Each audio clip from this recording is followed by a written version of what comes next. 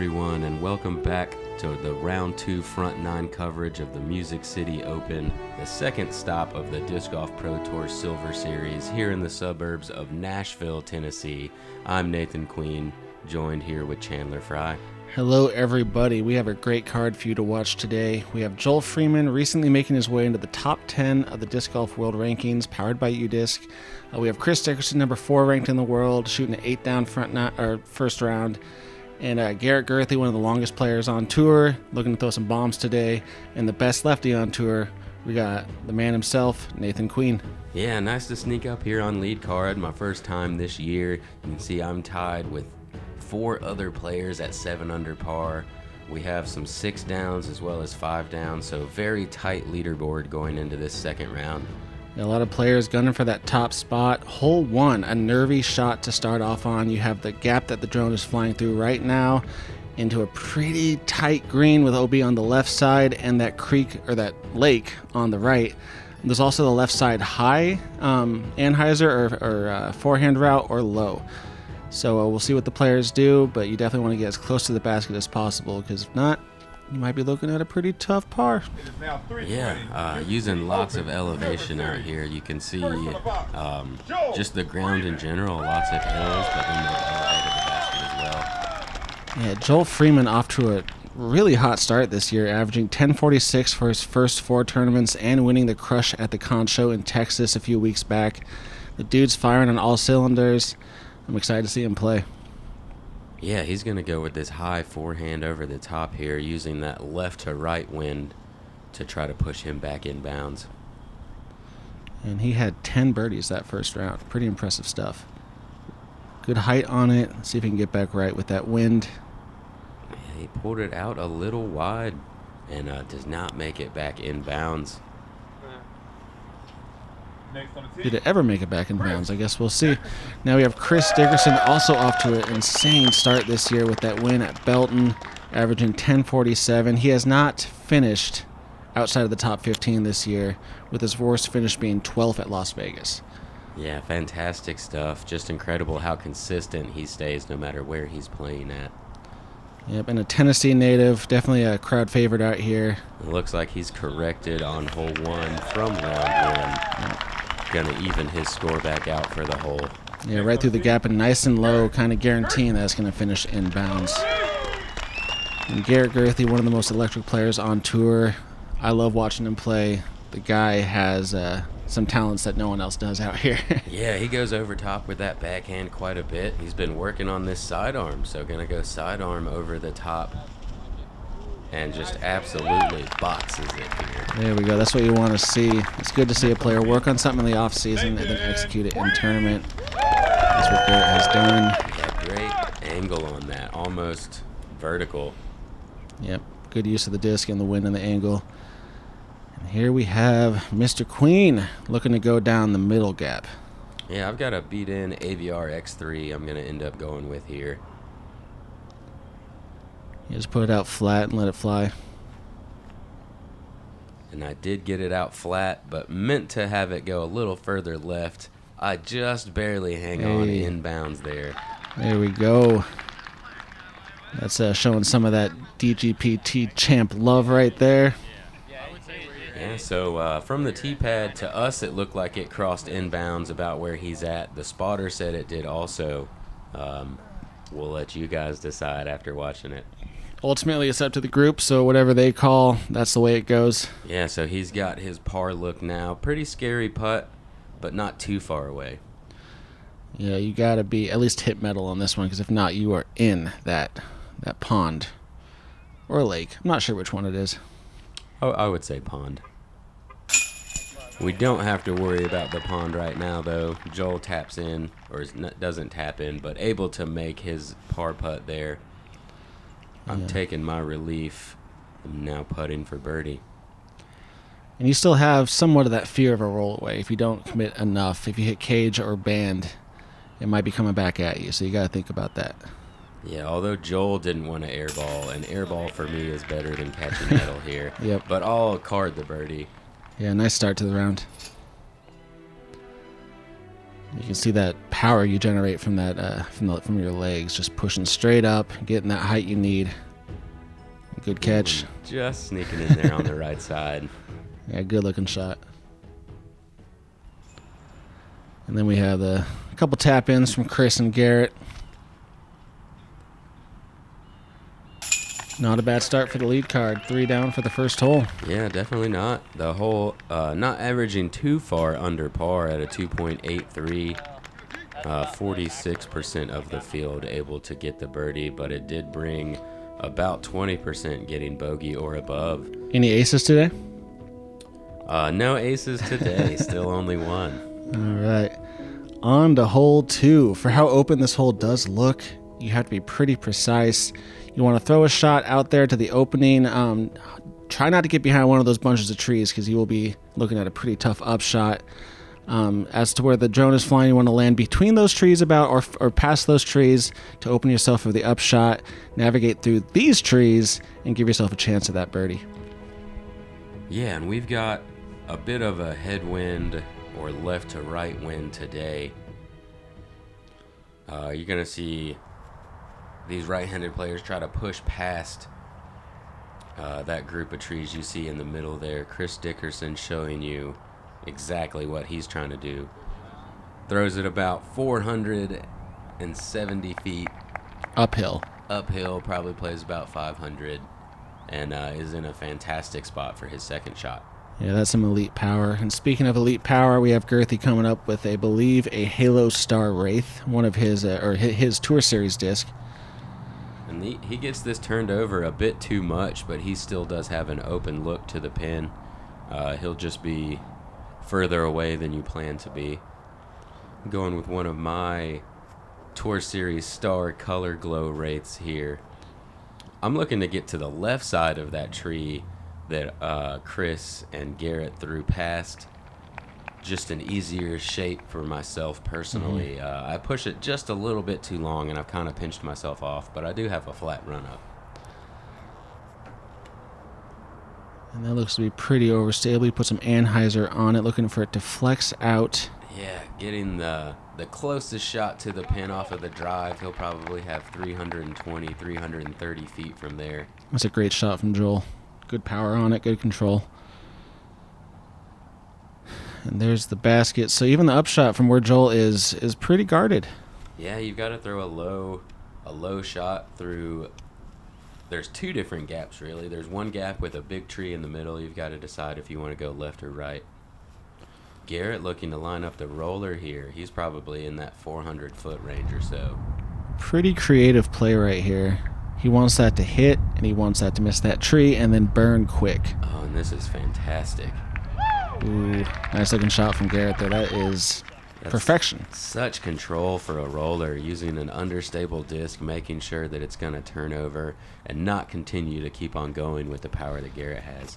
And you're a little pinched off here. It looks like your plant foot might have slipped a little bit on that one. Yeah, I was trying to get a lot of hyzer on that so it would stand up and push through that gap, and just came off a little low.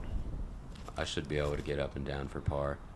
It looks like Chris has hit the gap with that forehand. Nice skip. Oh, yeah.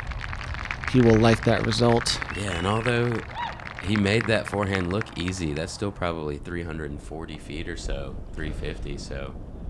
The dude just makes the game look easy at this point. Yeah, lots of touch. And Joel a little closer, going with the same line. But pulled it out a little bit too wide. He still makes it inside the circle, though. Yeah. Bit of a tester putt, though, with there's a little bit of wind on that green. And I'm not trying to do too much here. Uphill, I know I can just kind of put enough power on it to get there, tap in a par. Yeah, nice clean up shot. Sometimes you just got to take your medicine and take that par. You can see the wind ripping a little bit. Yeah, and Joel just a bit left side there. He will not be as happy with his par as I am with mine. Garrett gonna try to get his birdie. Out of position off the drive and still gets the birdie. That is quite impressive. Yeah, fantastic second shot and a great putt. Able to card the 3. Dickerson from about the same spot. Very nice. Yeah, this hole averaging at a 3.95 with 2 birdies on lead card. Definitely playing a bit stronger than the rest of the field. Go ahead and tap in my par and Joel as well. And I got to mention one stat that I came across last night was that you, Chris Dickerson, Joel Freeman have been members since 2013, 2014, and 2015. Garrett Gurthie has been a PDGA member since 1996. So out here, he is an absolute OG, and he's only about 31, 32 years old. So he's been going for a while. Yeah, pretty cool to see some numbers that low as far as PDGA numbers go. Been out here doing it a long time. Brings us into hole 3, 723 foot. Big hyzer off to the right side for these right-handed backhand players. And for the left-handed backhand players, there's a great wind today to get a big flex shot over. Nice turnover with an kind of understable distance driver and let it float out. Once you get out to that landing zone area, it's a very tight green to access. You got to go over top, or if you can keep it far enough left, be able to stay low. But inside 15 feet is really the only place you're guaranteed to have a putt. Yeah, the tee shot on this hole doesn't offer much difficulty. It's just grip it and rip it, really. But that green is so, you have to be so precise because you can be 20 feet from that basket and literally be looking at a wall of trees. So, and you can't see it. It's one of those, it's a tough approach off the drive. Yeah, unless you stay off to the left, which that tree line is OB on this hole, so there's not a great reason to push that. Garrett pushing the cameraman out of the way, though, with an absolute smash of a hyzer. He gets up there and will have 200 feet or so left for his upshot. But the OB on that left side keeps you from really wanting to push it where you would be able to see the pin. Walking up to this tee pad, you'd assume it's not a great lefty hole, but then you see shots like this, and you're like, oh, okay. It actually is a great lefty hole. Yeah, a little beat-in star color glow right there. Getting it to float out nicely. Joel, nice and high. Looks like he fell a little bit off the end of the tee pad. But still gets a great rip. He'll be out there in a good position as well. Nothing wrong with that. Yeah, just a really tough approach, and we have 4 different angles kind of at the basket. We have Chris going with that sidearm. He needs to put this out left. I think that's a little bit too right. Yeah, it doesn't look like it's quite far enough either. It gets a good bounce off of that first tree and almost makes it out of that rough. He might have a putt. Yeah, he got close to the edge, so he may have a putt from there. Yeah, and Joel with a bit of a straighter approach to the basket. He still can't see the basket from there, but he definitely knows the general area that he wants to land. Yeah, he doesn't have to go over top from this position. He's got good angle, and this looks like he's pulled it out too far to the left. And he's inside the circle, but not guaranteed to have a putt there. Yeah, that was a good-looking upshot, though.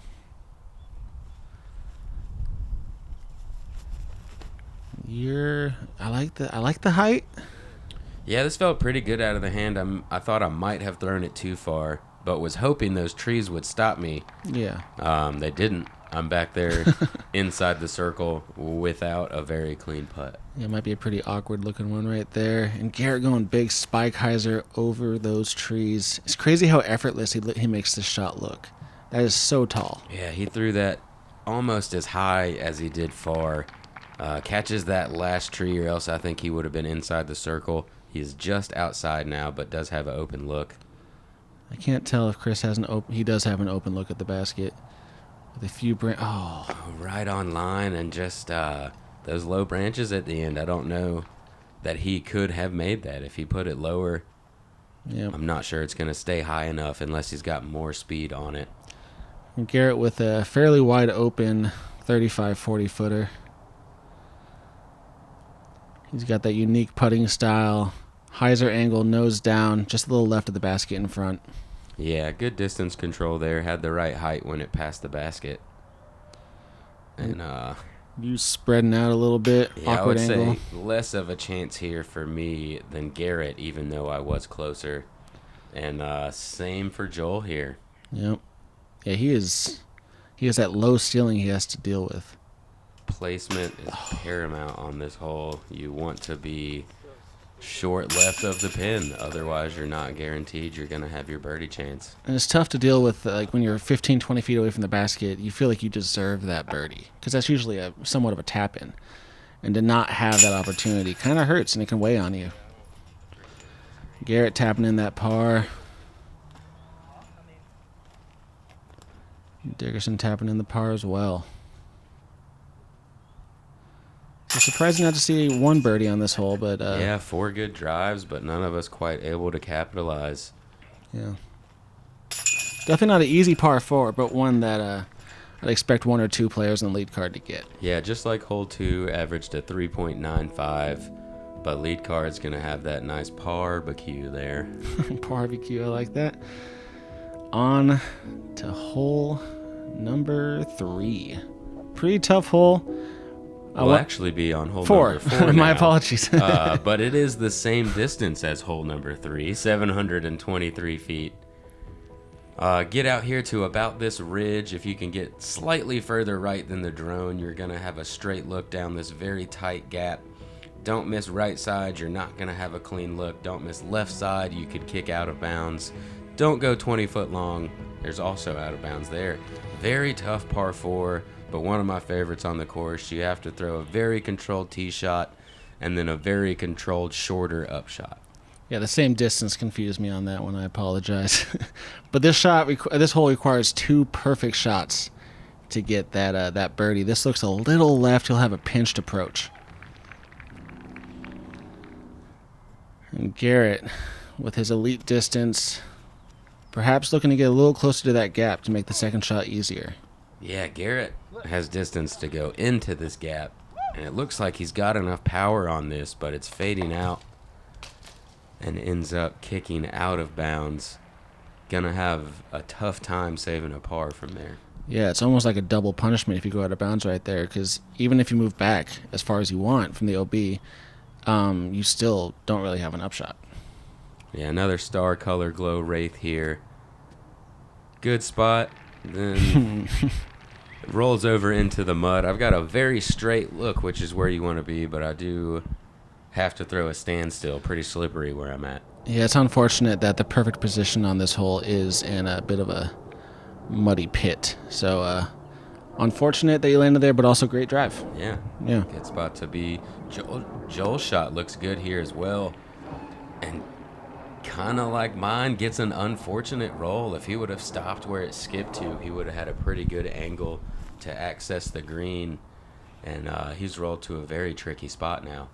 Yeah, he'll have a tough time navigating through those trees. Chris trying to go with a thumber here, not something we see very often. He does end up catching a tree and plinkos to the out of bounds. He did cross inbounds up there, and he's pretty much just going to take it where he went out at, or where his disc is at out of bounds. Yeah, and you want that run up, just at least a couple steps on that, and you have to go standstill. Puts it a little right, connects with a bush. Yeah, I still feel like I should have gotten that one, though. My standstill shots are usually pretty on point, just a little low release on that one. Garrett, after going out of bounds, you are able to take your lie as far back as you would like, in line with the basket. It's going to go back and try to get a little bit of an easier angle, but still not much he's able to do to really get to this basket.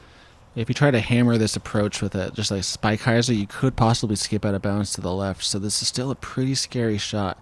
He's going a soft hyzer at the basket, just laying up to give himself that bogey. Yeah, realizing that it's a very low percentage that he's going to be able to save it. Just going to go ahead and take his medicine. Yeah, good veteran play from Garrett there. Joel kind of showing the difficulty of being pinched off on the left as well, Yeah, hitting that first tree. Get that birdie look, but makes it a lot tougher to get his par now. However, gets through that gap the second time and is going to have a good chance to save his par. Yep, solid third shot. Is that where he landed? Yes, that is where he man. landed. So very close to being in bounds. You'll probably plinko down on that tree, and it's just luck of the draw whether you land inbounds or out of bounds. Yeah, it could bounce either way, really. Yep. Does look like he has a pretty clean hyzer into the pin, though, and should have fairly easy chance to save his bogey now. And Chris looking at his first bogey of the round right here after a pretty hot start.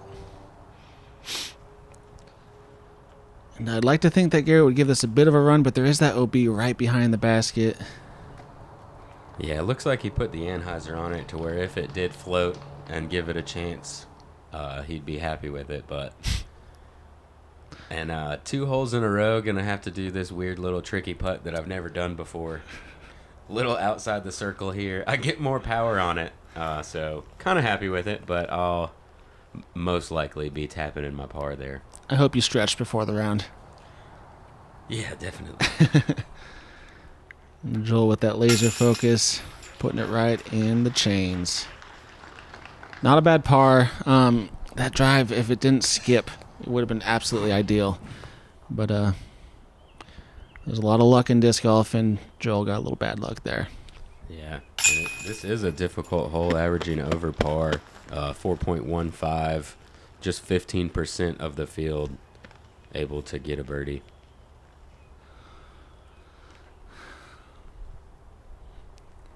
Chris looking to tap in that bogey as well. I was looking at Chris's stats yesterday, and I know he wins a lot. I know that. But the guy has 151 PDGA sanctioned wins, which is just so much. I'll remind you guys that he joined in 2013. Oh, my gosh. That is not since the 90s or something like that. He's just a man on a mission to win these disc golf events. No stranger to winning, but definitely a bad hole for the lead card with 2 bogeys and 2 pars. Yeah, difficult hole. You expect to see 1 birdie really when you're watching lead card, but we'll see you guys here in a moment. We're Made First. We create immersive and tangible experiences that elevate your brand and engage audiences. Whatever you visualize, we bring it to life through design and fabrication in our Los Angeles and Nashville facilities. Our artists and craftsmen create everything from stage and set designs to retail environments, trade show displays, and large-scale props. Welcome to Made First. Let's build the impossible together. The orbit felon, this thing has been amazing. The plastic, the flight, everything is just amazing. You can really manipulate the angles on this thing. It's a felon, but it does things that felons really aren't supposed to do, and that's why I love it. All right, bringing us into hole 5. For the second day in a row, the easiest hole on the course, 320 feet with some OB behind the basket, pick right or left off of the tee, and land inside the circle. If you don't get inside the circle on this one, you feel pretty silly. Absolutely. The only difficulty on this hole is that OB on the drive and the putt. It comes into play. I'm also surprised with the theme that we have for shorter holes on tour. I'm surprised this isn't an island. Yeah. Stargator here. Hey. I land in the island of the base of the basket. There we go. All right. Very safe. My favorite putt ever. There we go. Joel Freeman seeing that gator throw and saying, you know what, I'm going to throw my Tour Series Gator 3. And try to do the same thing as Nathan Queen.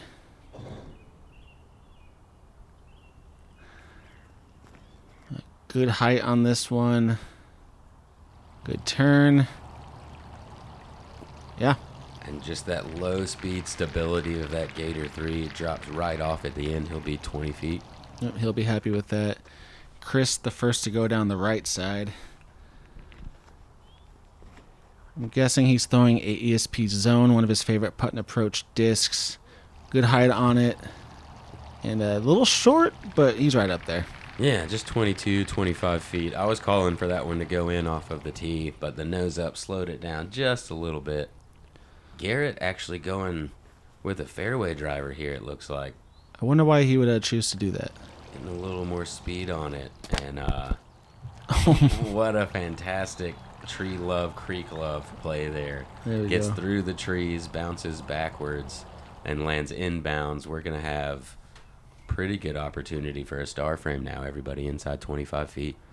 I'm wondering why Garrett would throw a faster disc on this hole when everyone else is throwing about putt and approach, like speed 5 discs. I'm guessing when you have as much distance as he does, he has a little bit more distance control ability than a lot of players, able to slow down his swing.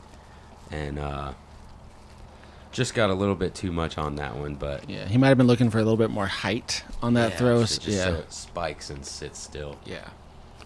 But luckily he's in bounds and still has that birdie putt.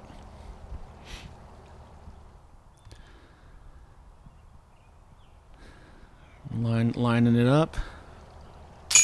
Dead center. Lucky birdie, but the scorecard doesn't have pictures. So good birdie from Garrett.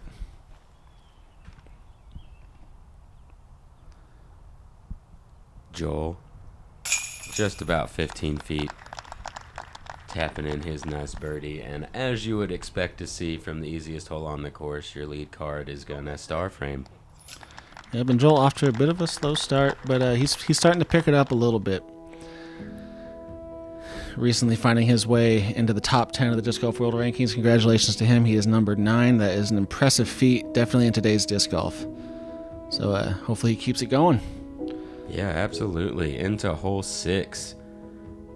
Was the second easiest hole on the course yesterday, now the third easiest, 251 feet. Only change today is it's a right to left wind rather than a small left to right. Throw it 250 feet, have your 20-foot putt. If you can get a little bit of right movement on your disc, you could get inside of this green. There's also a big hyzer play, or you could just try to crash these trees. Just an interesting placement for a tee pad, really, I would say. Yeah, it's an odd hole, not one you usually see on tour. That's a great looking shot from you. Yeah, got the distance just about right. Kick back, have an easy look for the birdie. Yeah, this is one of those situations like on hole 3 where the green is even if you get up there, you might not have a putt, and it's not necessarily about precision on this one. It's more about luck, in my opinion, because you can hit a tree and bounce and roll. You can hit a tree and go into the bushes, or you can hit a tree and go right to the basket. So I think in general we should be minimizing luck as much as possible on tour and making sure that if you have an accurate shot or a hard placement, it should be all about accuracy and less about that. And Chris getting some of that luck you were talking about, fighting through that thick line of trees before the basket. Yeah. He's going to have a pretty easy birdie look. Like, that shot was still great. It was great distance, great angle, but it can go either way. Yeah, it wasn't as good as Joel's and mine. Yeah, and he's the closest so far.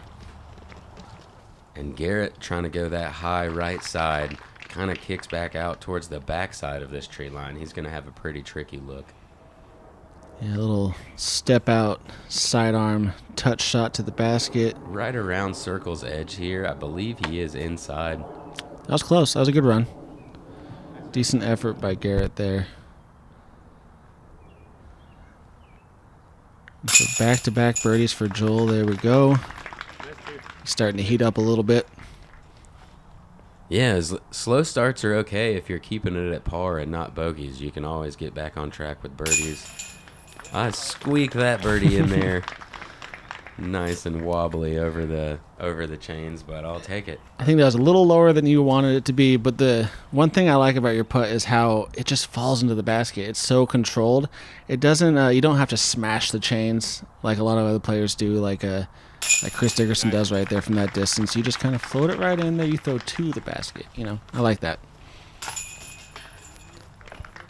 And Garrett gonna tap in the lone par here on this hole. It did average a 2.57, so still very birdieable. We had 46% of the field getting the birdie today. The lead card performing better than the average.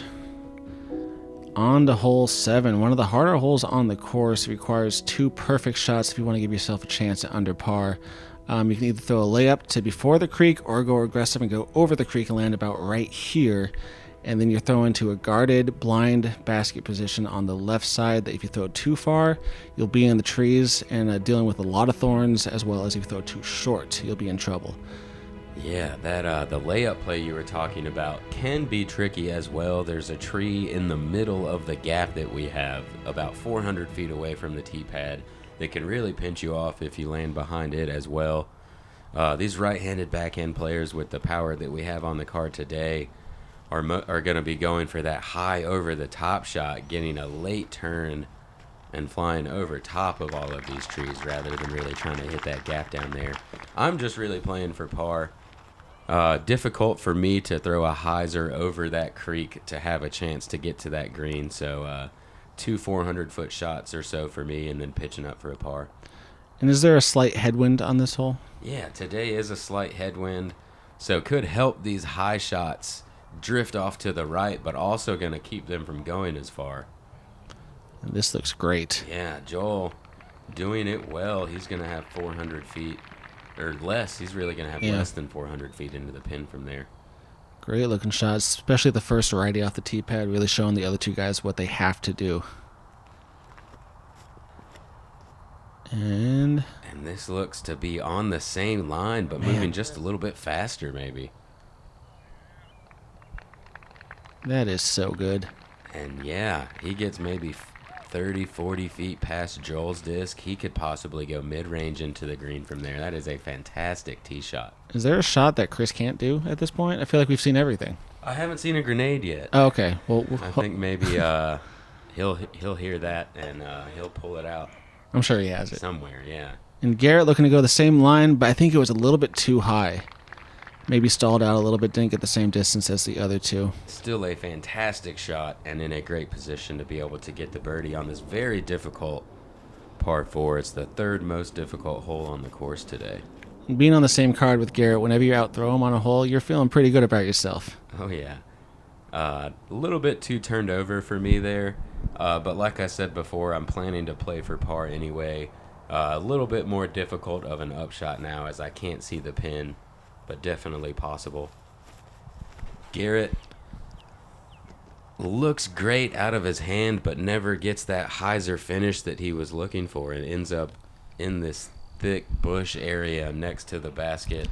That is tough to navigate through. Yeah, not really going to have a look for birdie, I don't believe. Yeah, and Joel looking correct off of Garrett's throw right there. I like the height. It needs that turn, though. I think he might have as well thrown it a little bit too far, and he'll find himself in those bushes right by Garrett. So they might have a putt, but it's unlikely. And Chris with the best tee shot. Keeps it nice and low, starting off with that hyzer angle. Yeah, I like how it was on that hyzer the whole time and never went straight. Garrett had a hyzer the whole time, but just all the power and the understability of the disc kept it flying straight. Chris is going to have pretty much a tap-in birdie on a very difficult hole. Pretty difficult little touch flex shot for you right here. Yeah, those branches had me a little more pitched off than I expected. Went with a star stud. Nice. And able to get up and down for the par as planned. And Garrett, only about probably 35 feet from the basket, has to throw that little touch forehand out of there. Great looking shot, though. Yeah. I'm sure he's happy to get through all that stuff and not fall down in there. It looks like Joel is going to kind of have to take that same line and go away from the basket, just trying to get out. Yeah, like I said before, having like a 25, 30-foot putt for birdie and not having any line to the basket, it starts to weigh on you, especially after you get a couple of those in the same round. Yeah, so yesterday, this was the least birdied hole on the course with 4 birdies. Today, there was only 5. Jeremiah Collier, Ian Burchett, Emerson Keith, Justin Gilbert, and as you see, Chris Dickerson tap in his birdie there. Great birdies, guys. Yeah, that hole was playing hard this round. But Chris Dickerson definitely making the hole easier than the first round that we saw him having that big old par save putt. Yeah, he went from 70-footer for par to 7-footer for birdie. Good correction, I'd say. Yeah, and lead card playing the hole pretty well, 1 under par. On to hole 8. Pretty easy hole on the course, one of the easier par 4s. You're really looking just to throw it out to this opening right here and hope to find one of the gaps to throw through. If you throw it left enough and up the hill, you might be able to go over. But the second shot is just about a 300-foot hyzer or sidearm hyzer or backhand lefty hyzer to the basket, which is seen right here. There is the over-the-top play, which is pretty aggressive. I'm guessing we might see Garrett throw it today, just because he likes to take those lines that not everyone usually takes. Yeah, anytime the wind is down and you have a big arm, you know they like to go over top. Yeah. Chris has a big arm, but like you said, a easier hole without having to have a big arm. So he's going to go with that side arm. Ends up maybe 10 or 15 feet shorter than he would like to be, but still has an attackable angle to the basket. Yeah, just 300-foot shot, 300-foot shot, birdie. That's what you want on this one, and that looks perfectly right in the gap where you want to be. Yeah, you could see me be a little tentative after that tee shot. I thought I threw it too hard and did get a good little roll back to have a straight look at the pin there. I think I'm maybe 280, 290. Which is great. So you want to be, Joel putting it a little bit up the hill like I was talking about, which opens up the high gap, and he'll be probably throwing a sidearm from there over the trees. And Garrett looking up. Looks like we're going to see that big over-the-top flex shot that you were talking about. Boom. And he has gotten it off well. This is over top of those trees, floating out. Fades out to pin height. He is pin height. That's crazy. 557-foot dog leg right. It just looks so effortless how he throws that far. I know he's a multiple-time world distance champion, USDGC distance champion. The dude has accolades when it comes to distance. But still, I'm always amazed seeing those shots and how easy he makes them look. And Joel getting that just a little bit too high, I think. Kept him from getting inside the circle, but does have a circle 2 look for his birdie. A little bit more of a pinched off angle here. Chris also leaving his short. He's going to have a circle 2 look for birdie. Yeah, he was hoping for that skip to the basket, but there's a bit of an upslope where his disc hit, which prevented that disc to move towards the basket. And Ewan, just the perfect spot. Yeah, able to go with that Stargator I threw on hole 5. It seems to like that bullseye area so far today. I'll be tapping in my birdie. Yeah, that shot for you today is looking nice. And then Garrett, he has a Sonic in his right hand. I'm not sure, or his left hand, and I'm not sure what's in his right hand. Looks like he's going with the sidearm approach. Yeah, looks like it could be a Firebird. I like that. Been working on that sidearm a lot. Look at him pin height. Look at him. That's so far. I like the use of that faster disc for that touch approach. Because you know you'll get a little skip, a little ground play. Yeah, very controlled. Joel with a very controlled circle 2 putt, maybe 38, 40 feet there. Cards the nice birdie. And he is 3 down for the last 4 holes. He's probably still not entirely happy with how this round's going so far, but he's getting there. Yeah, definitely getting it back on track. And, ooh. Beautiful dead center putt there. Right off the pole. It's always scary a little bit in real time to see that happening and just watching the disc, hoping it falls into the bucket. And Chris looking to not get big putted.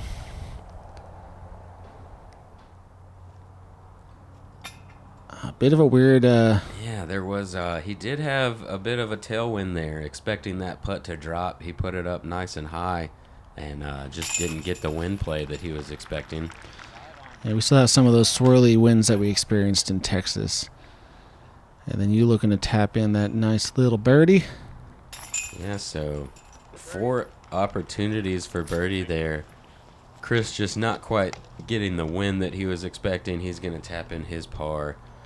But 3 birdies here on a hole that averaged 3.68, the 4th easiest hole of the day. Yep, lead card playing that hole like it should be played. Yeah, well played hole by you, I'd say. Made it that's look easy. Closer upshot than I usually go Firebird, so it was nice to be able to disc down, throw that lower speed controlled shot for myself. Brings us into hole 9. Very difficult par 4. You've got all this OB on the left side. It plays about 410, 415 feet to clear that line you saw on the left. Ideally, you want to land over there so you can have a straight or at least be able to see the basket. You could play off to the right side and then throw a big shot over the top. But difficult to get in a good position to have an easy second shot. The 2 mistakes that we usually see on this hole is OB short and then long right behind those trees that we can see. And it's looking like I'm going to show you that OB short you were talking about. No. Not quite getting a good rip on that one. I'll be quite a good distance back now, having to throw 3. Yeah, not the easiest lefty hole, to be honest. You have to throw over OB the entire way, it seems. Yeah, a lot scarier for sure. Yeah. Joel gets a good rip on this one. I think ideally he'd like to be a little farther left. Yeah, he's still looking at the trees. He can't see the basket. But the farther left you go, the more you test that OB. So, not a bad shot from Joel. He still is in the birdie realm. Garrett Gurthie, Halo Wraith. That looks so good. This is the spot. There we go. That's the spot. That's the spot. Nothing else to say about that one. And Chris looking to do about what Garrett did. And this has flattened up a little bit. Yeah, had a nice angle off of the release, but stands up straight. And he has pinched himself off pretty well. We saw him go big overstable shot over the top yesterday. He's a little closer to that wood line than he was yesterday. We'll see if he still tries the same thing. You are a good distance from the gap still. Yeah, probably about 350 from the gap. Beautiful shot from you, just giving yourself that chance for the bogey. Yeah. Not testing the trees on either side, just putting it right in the fairway. That's about all you can do from there. So. Yep. Happy to get that recovery shot in. I'll be looking to approach for a bogey now. Garrett looking to finesse one in there. That has to turn more. Yeah, and a little bit too much finesse there. Just didn't quite get the snap right at the end of that release to get that Color Glow Rock 3 drifting off to the right. Luckily, he did kick out of that rough, though, so he should be able to get up and down for his par. And this is a tough-looking shot from Joel. And throwing an infinite disc chariot here. It gets a second late turn, a little wind bounce that kept it going right to keep it out of that rough. I'm going to say he has officially heated up this round. Yeah, he's going to have a tap-in now to go 4 for the last 5. You can see that angle that Chris is lining up. It almost looks like a roller angle, but he's throwing something very overstable that he hopes to pan out towards the basket. And he does so very well. It just misses that rough over on the left side, pans out, and he is inside the circle. That is such a difficult shot, guys. Just like we said in the first round, that is such a high-level shot to execute. And that's the reason why we're seeing him on the leaderboards so consistently this year. Yeah, he's done it 2 days in a row now, able to go overstable over the top and put it inside the circle. Robot Chickens doing robot chicken stuff. And then nice little layup from Garrett. Yeah, I believe that's a AVR 3, maybe AVR X3, actually. And Chris, after having just missed a putt from a little bit farther. Tink it in. There we go. Hit that band right into the bucket. Yeah, great birdie pickup from Chris. He seems to do things every round that just amaze me, and I enjoy watching it. Yeah, and amazing shots like Joel's as well. Yeah. That second shot, late turnover, that's one of my favorite things to watch. Being left-handed, I had to do lots of turnovers, so very cool to watch it in the opposite direction. I'm going to tap in my first bogey of the round. Still a lot of chance left though to have a good round going. For sure. And even with that bit of a mistake on the drive, you still played the hole well. You had more good shots than bad. So Yeah, so one down on the card. That hole averaged 4.24 on the day. So even with my bogey, lead card still playing it well. and Chris leading the way at 5 down, front 9 pretty good, and Joel at 4, and Nathan and Garrett at 3. So solid playing for the lead card. Yeah, good stuff there, and we will see you guys on the back 9.